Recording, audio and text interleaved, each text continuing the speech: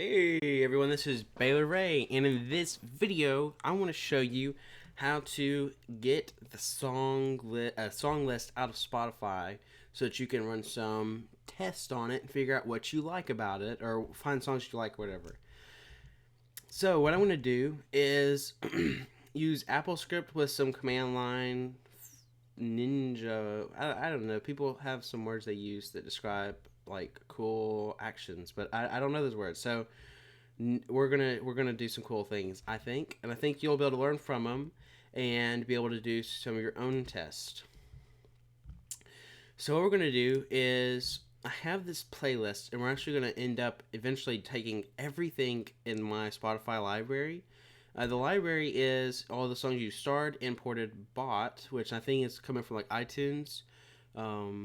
It actually comes from more places than that. You can actually go to your preferences or your account, I think, and you can figure out where Spotify finds your local files and anything added to a playlist.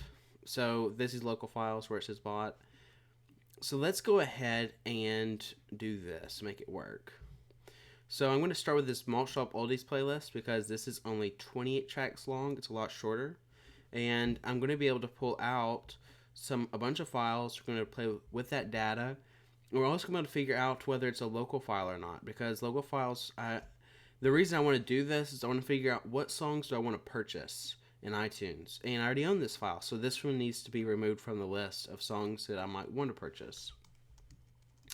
So what we're going to do is we're going to open up AppleScript, which is a language that I guess it was created by Apple, and it's probably not, I don't think it's maintained anymore, but I may be wrong. But basically, applications, and Spotify is one of them, applications can open an API to their application through AppleScript. So you can do things, you can say like, tell application Spotify to play. And I want to set my volume all the way down. So if I do this, Spotify is not playing. So let me pause it and do this again. And now Spotify's playing. That's pretty cool. So how did I learn this? How do I know this is a command that I can run on Spotify?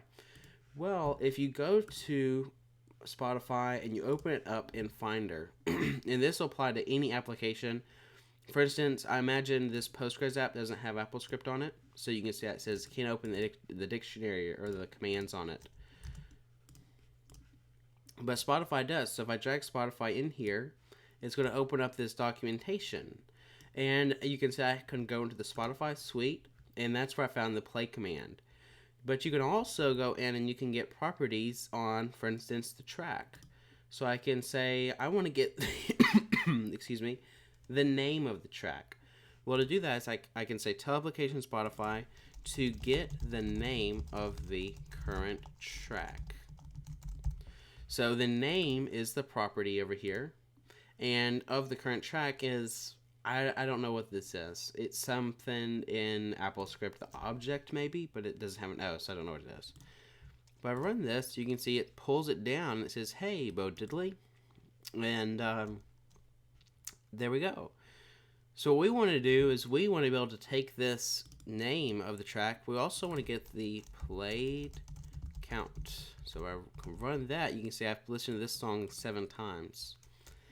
And I think this actually goes if you listen to the song all the way through. So if what we're going to do doesn't skew these results, so this is something that's important to you. Don't worry, I'm not going to mess up your listening habits. So what we're going to do is we are going to use this tell block, or tell this use this tell command. But we're actually going to turn it into a block. So here, instead of having to say tell application Spotify to do whatever, we can just actually say next track in here. And this is the same thing. So if we watch it over here, you're going to see that let me move Spotify way over here. You're going to see it jump to the next track. Run this, and there it goes. Cool. The only thing that you are going to need to do to make sure these results work is you're going to need to turn off shuffle and turn off repeat. But once you've done that, you're ready to go. So what we're going to do is we are going to put the played count and the track name into a text file. And I've gone ahead and I think I've created this text file. No, I haven't. So we're going to create a songs.txt file. And we're going to want to put the played count and the track name into that. So the way we're going to do that is with shell script or a command line. And the reason I want to do that is because I don't know how the AppleScript API to work with text and files, or to put text into a file. So I'm going to go back to command line because I already know how to do that, and it's very easy. What we're going to do is we're just going to say echo, and we're going to put in our track name and our song title, and we're going to put that into that songs.txt file. So what's inside of the quotes is actually what gets put into its own line, and we're going to append it to this file. If you only put one, then that sets the content of the file to whatever's in the string. But we want to append it because we're going to do it in a loop. So this is basically our command, and I'm just going to copy this so we can look at it. So we want to be able to run this. So let's get rid of the next track and let's just make it work real quick. So we're going to say we need the played count. So we're going to say set played count to the played count of the current track. And we're also going to get that song title. So set title or track name to the name of the current track. Run this. Okay. So if I run this now, if we go to the reply section, see the result pulls out the last thing that was run. But the replies, it actually includes what commands were run and the results of those commands. So even though this is a setter, it's actually giving you the result of what was gotten. What was retrieved. So we can actually see we're making sure we're getting the right thing here. And what we want to do is we want to say do shell script, and we want to echo, and we want to echo out we're going to open and close these quotes. So this is basically this quote here and this quote here. And I'm just going to go ahead and put this into my documents, songs.txt. So we're creating this shell script, but we need to put our played count and track name into here. And when we do that, we close our string, and we're going to use ampersand or pretzel. And we're going to put our played count into here, open that back up, add a space, close it, add our track name, and there we go. So it ran, and if we go ahead and look at our songs.txt file, you can see that it's appended this. And if I run this again, excuse me, now you can see we have it twice. So I want to clear the content of that songs.txt. There we go. Oh, I'll tell you what, I'm just going to remove it. And I actually have this here. So we remove the file and we're recreating it. So now if we look at it, this is concatenate and print. You may have noticed that on my website. Concatenate, and this is a global variable, Baylor's thoughts into what we're doing here is just putting it into this index.php. So that's basically what that command is. I never really thought about, we're going through this, so we're learning what that does. But basically, concatenate is pull the contents of it, and this pushes it into another file. So if we wanted to create that, I could do Baylor's thoughts equals some value and then concatenate and put that into a file. So I'm not going to do that because it's not that interesting, I guess, but that's essentially what this command was doing if you didn't know that. So you can see this file is empty, so we're ready to actually make this work. And what we're going to do is we're going to come in here and set a repeater and in repeat.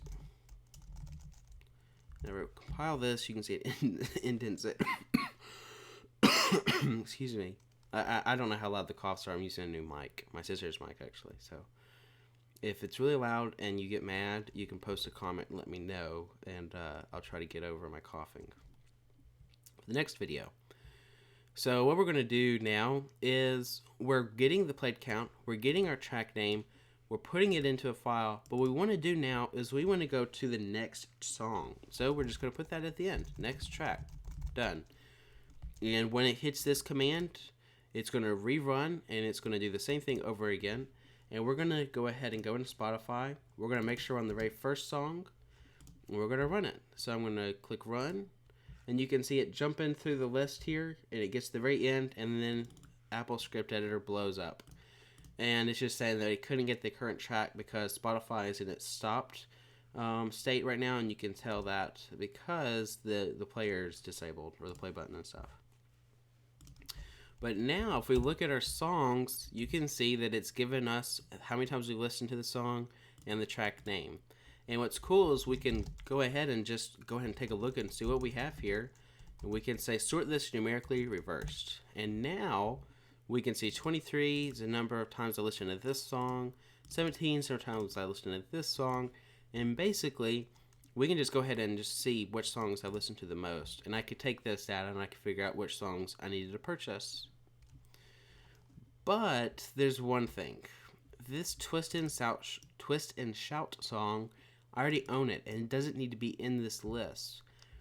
So one thing that we could do is I could just skip over it and say, well, I already own that song.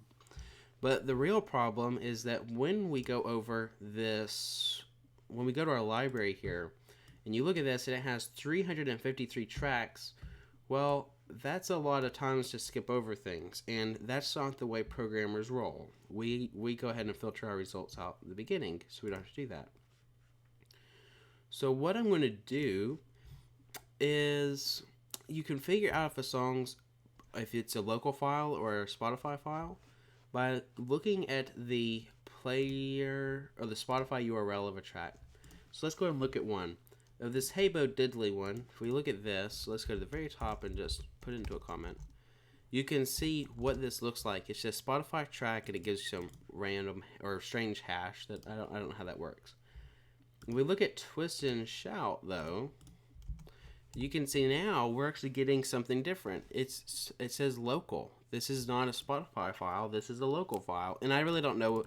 I can kind of tell, like, well, this is going to be the artist, and this is going to be the playlist name, and this is the title of the song. And I don't know what the 153 is. Maybe, I guess it's the identifier in Spotify letting it know where the local file is located. But basically, we can figure out if we want this track or not, because if it contains this local here. So let's go ahead and make this work. And the way I'm going to do this is because I don't know AppleScript well enough to figure out, do we need to skip it? Because, like, we could say, if contains local here, don't do this. But if it contains track, then run it. But I'm not familiar enough with AppleScript, but I do know how to do it in command line, so that's how I'm going to do it. I'm going to say set our Spotify URL to the Spotify URL of the current track. And I'm just going to put it in here just like I did these. I'm going to add a separate with space. So Spotify URL. Compile that. Cool. It's ready. What I want to do is just remove this songs and rerun it. So we run this command. Can't get the current track. That's fine. I'll tell you, I bet this is empty. It is. So what we need to do is go and start the first song. Run this. It jumps through the songs. It's very slow. It's definitely not the way to do it, but it's the only way you can do it. So we have to do it this way. If we look at our songs now, our songs.txt file, you can see that we have this Spotify track and we have a local here. And what we're going to do is we're just going to put this into a grep. And we're going to say where it does not match local here. And to be even clearer, I guess you could add Spotify just to make sure that you don't have a song that includes : local : But if I run this, now you can see that we've lost our Twist and Shout, and we're just running this Shout song that's by somebody else. So now we've cleared this out, but now you're looking at this wall of text, and it's very difficult to figure out where is the track name. So what I learned, and you can probably already tell I learned this pretty recently because it says grep remove end of line at matching text. The way you do this, and I'm going to get it wrong, just watch me.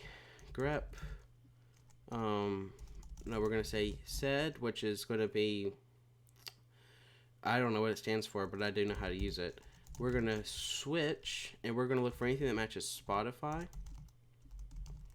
And any characters at the end of the file match, and we're going to place it with empty.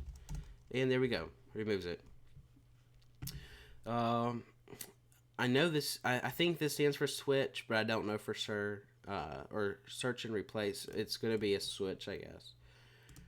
This is a regular expression, essentially. So we're saying Spotify, or I guess we do it from the back. This means go to the very end of the line. So it jumps all the way to the very end, which would be, in this case, this parenthesis. And then this dot basically means match any character any number of times because of the asterisk. And we're looking for Spotify.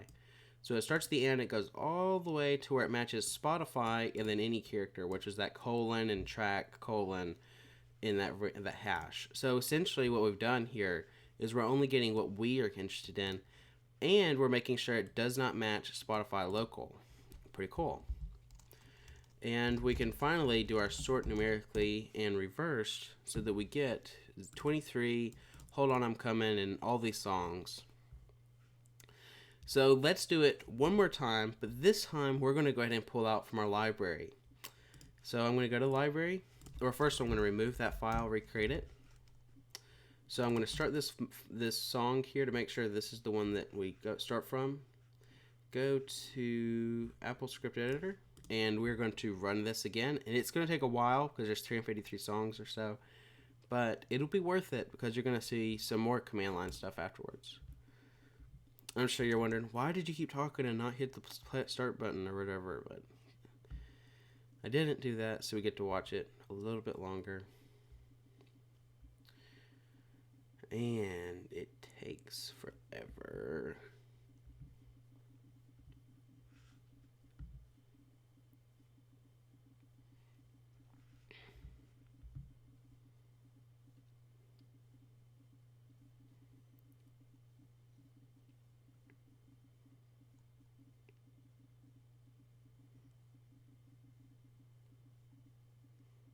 When I first did this, I had started a playlist that somebody else created. It had 900 plus songs in it. And I ran this. Or no, I think I ran it on my I ran it on my Malt Shop Oldies playlist. It has like 20, 30 songs in it. And all of a sudden, Spotify quit. It said, can't play Spotify in offline mode and all this stuff. I thought, oh no. But it turned out my internet had just kind of it went out on me. But it scared me. I thought, oh man, Spotify picked up on it and they were like shutting me down. But I don't think they do that. So if I'm wrong and you get banned from Spotify, you don't come to me crying because you did it on your own. You just followed my instructions. Okay, so these are our songs now. And just to show you, I guess, if we do a word count, but we change it to just show line counts, you can see there's 346 songs in this list. And this does not line up here with this 353, but I think it's because it skipped over like this song right here, because I don't actually own this. This song's not on this computer, it's on my laptop. And I imagine there are a bunch of other ones like that too, but I'm not aware of them. But okay, so that's what that is. So here are our songs. We're ready to go ahead and filter it down again. So the first thing I want to do though is you look. I have all these songs I've never even listened to in Spotify, and there's so many of them, and the easiest way to get that would be to say sort numerically reversed. And there you go. You can see there's a bunch of them that I've never even listened to. So what I'm going to do is I want to grep this, and this time I want to say inverse it, and I want to match where where the song count is 0. Now, if I sort this numerically reversed, it starts at 1. My minimum is 1. So we've already started getting there. And so we're going to take that with our previous command here, and we're just going to go to the very beginning and say grep -v starts at 0. And I guess I already talked about the -v command, but there we go. The final thing that I'd like to do is if you run this into, pipe this into the less thing, it gives it into you this scrollable little, I don't know what you call it. It puts into a pager. So you can see I have the colon. I can do a search for this. I could say splash, splash. There we go. So I can actually find songs in here to figure out where they're at in the list. Capital G takes you to the very bottom. Lowercase g takes you to the very top. Control E scrolls down. Control Y scrolls up. You can also use the arrow keys. You might be able to use J and K to do that. So